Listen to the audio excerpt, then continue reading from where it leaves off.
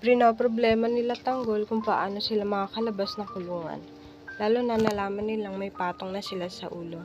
Ibig sabihin may gustong magpapatay sa kanila. Iniisip nila isa yung mga nabaril nila.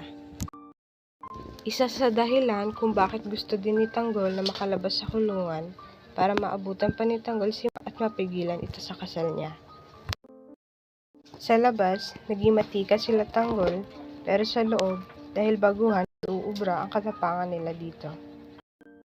Gumawa ng paraan ang kasamahan nilang taga-Quiapo na naunang makulong sa kanila. Sinabi nito na naayos niya na ang madadaanan nila sa pagtakas.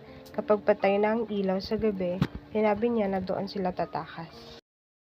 Samantalang sa bahay nila Tess, sa pag-usapan nilang marahil may kalaban pa si Tanggol na gustong kilitin ang buhay nito, na hindi nila. Sa pagsapit ng gabi, nakapatay na ang lahat ng ilaw. Inutos ng hepe na kuhain si Tanggol ng pahirapan. Gawa ng may malaking patong din ito sa ulo.